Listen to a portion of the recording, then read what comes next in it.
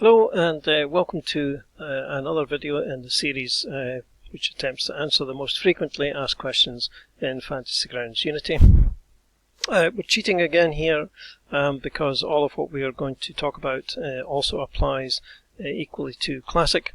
But again, since there are a lot of new Unity users and they don't know Classic, it is a question which comes up every so often.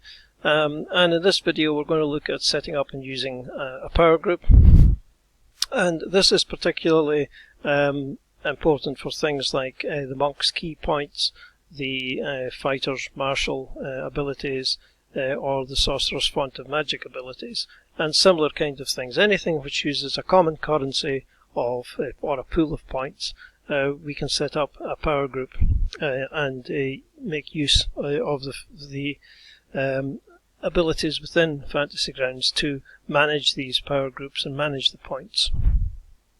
So we need a PC to start with, and we're going to look at the monk one. We're going to look at the key points, and if we have a look at the abilities here, we can see the monk feature, the key feature here, and we've also taken the way of the open hand archetype, so we've got the open hand technique, which also uses key points. There are other things in the monk which uses key points as well in later levels, but we'll just concentrate on these few at the moment.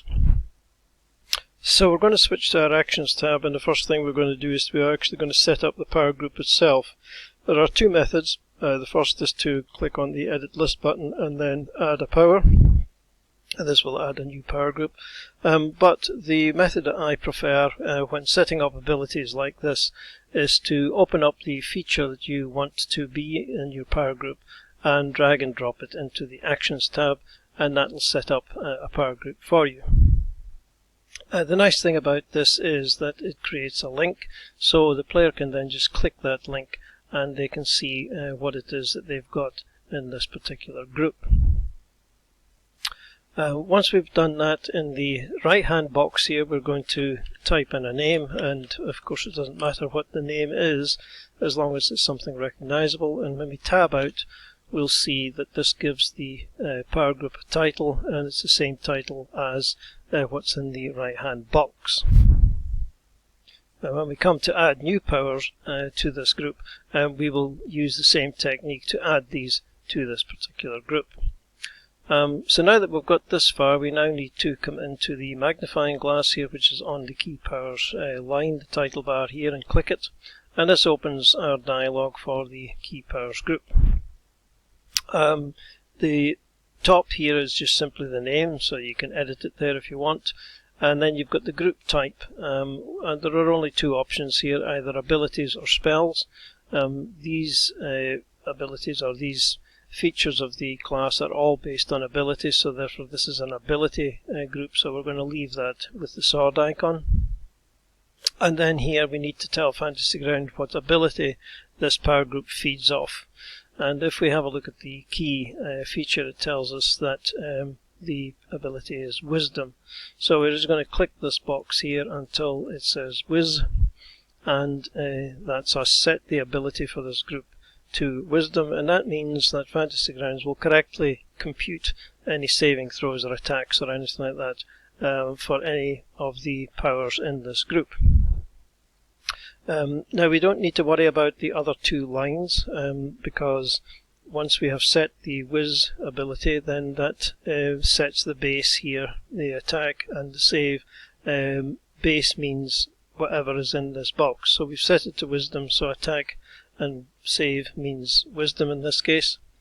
The player gets, or the character gets, the proficiency bonus, so we leave the star lit, which is the proficiency bonus, and there are no other modifiers which we would put into these boxes here. If there was any miscellaneous modifiers like a magic item or something like that which gave a bonus to saving throws or whatever, we could add that in there. But in this case we've got nothing, so we're leaving these two lines exactly as they are.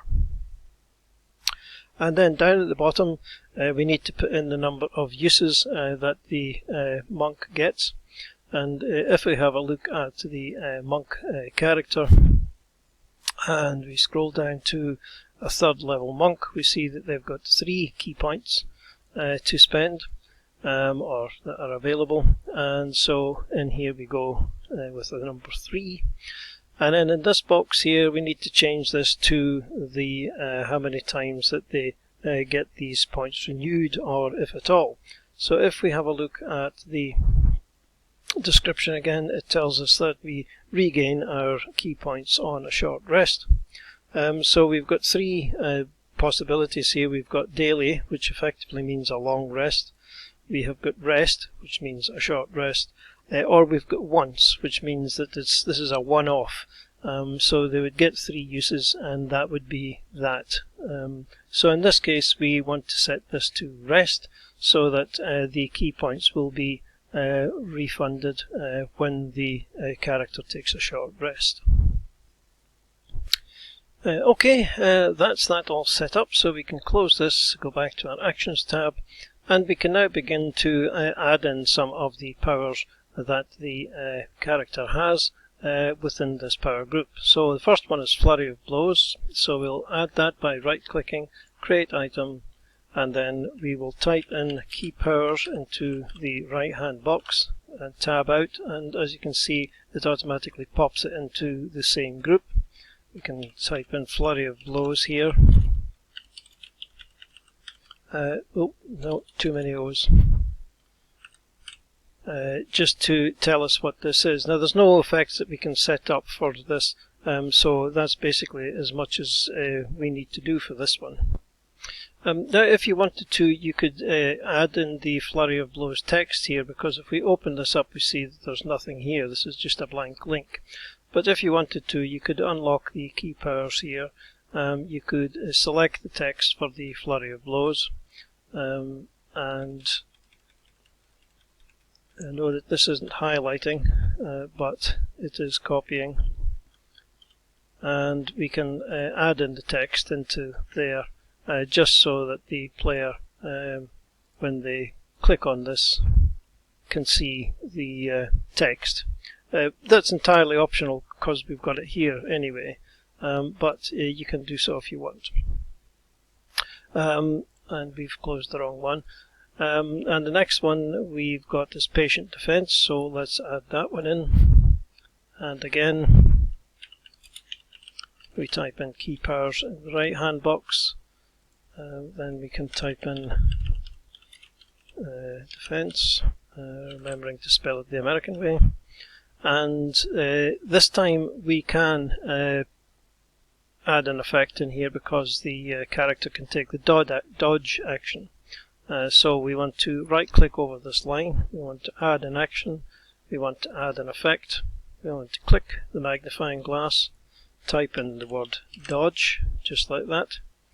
It lasts around the target's self-expend is never. And now when the character decides that they're going to use the Patient Defense, they can click the running man icon, apply the effect to themselves, tick off one of their key points, and we're done. And the last one here is Step of the Wind, so let's add that one in as well. And in here, Step of the Wind. And that's it. Again, there's no effects that we can set up for this one. And that really is it. We've set up our power group and we've added in at least the beginning powers that we get for the monk's key. So we can close this one, and let's now have a wee look at the open hand technique one, because this actually has some saving throws and stuff in it, so it'll illustrate a couple of things. Now for this one I'm actually going to drag this into the Actions tab and just drop it in. It creates a power group of its own, but if again we type in key powers in here, then it'll drop down into our key powers group. Now we can kind of ignore most of this stuff here. As you can see that it's actually tried to set up some effects. Fantasy Grounds is trying to interpret the text of all of this, and it's trying to set up some effects for it, but it's not succeeding all the way because there are some things missing. But it has actually done the first one, which is the target must succeed on a saving throw or be knocked prone. So as you can see, it actually has set up a cast here for a save, and it has actually produced an effect of prone. So we can kind of leave that one as it is, but the one thing we will notice here is that the dex DC is only 8, and this is because we dragged this in. So because we dragged it in, it had no reference point. The power group was blank. Just simply putting it into this power group hasn't affected that. But if we go into this and open up the magnifying glass and just have a wee look at this and then close it again, we can see that the dex, the save, has changed. And if you remember, it's 8 plus their proficiency plus their wisdom modifier. And if we have a look, with the wisdom here is 2, the proficiency is 2, so it's 8 plus 4, which is 12. So Fantasy Grounds has correctly calculated the dex, or the save DC for this particular power, based on the information that we put in here. We put in wisdom in here, and it's using wisdom, and you can see that following through all the way to this particular dex saving throw. In addition to this possibility, they also have the possibility of forcing the opponent to make a strength saving throw. So we can add this in by right-clicking over this line, going to Add Action, and then going to Add Cast. We click the magnifying glass, we change the saving throw here to stroke, we've gone past it. We change the saving throw here to Strength, and then come out of it, and we can see that we've now got a strength saving throw DC of 12. The result of this, if they fail, is that they get pushed 15 feet. There's no effect that we can put in for that. And similarly, there's no real effect that we can put in for the last one, which is it can't take reactions. But we can, if we want to, we can add in a sort of a reminder, if you like. We can just type in no reactions. This isn't an effect which Fantasy Grounds recognises, so it's just a reminder. It's going to be for 1 round, it's going to be for targets, never expend. And you would just place this onto the target, and it would be a reminder on the combat tracker that this particular enemy can't make reactions until the end of the monk's next turn. So we're pretty much done now, and that is but there are more that we could put in, but we won't extend the video any longer than necessary by doing so. You get the idea, and this is the way that you would do the key powers, and you would also do it the same way for anything else, as I say, which has a currency, which has a pool of points. When the monk goes up levels and gets more points, then you would just come into the dialogue here, and you would edit the 3 to whatever it is. And during play, when you use one of these powers, then you simply tick off one of these boxes. So if we've used our open hand technique this round, and we tick off that box against the open hand technique, we get a message in chat to say that we've used that. And you can also see that all of the number 1, or all of the first boxes in all of the rows here, have greyed out. So we can no longer have that option. We can no longer select those. And if we then use patient defense, we can see that the same thing has happened. Everything has greyed out in the first and second rows. And then once we have used the last one, if we change it to combat, we can see that the whole thing has disappeared. I'll do that again so that it makes it a bit more obvious as to what's going on. So this would be the normal mode and display that you would have, and essentially once you have clicked the third one, everything disappears, and that's a visual reminder that you have no more key points left. All your key points are used up.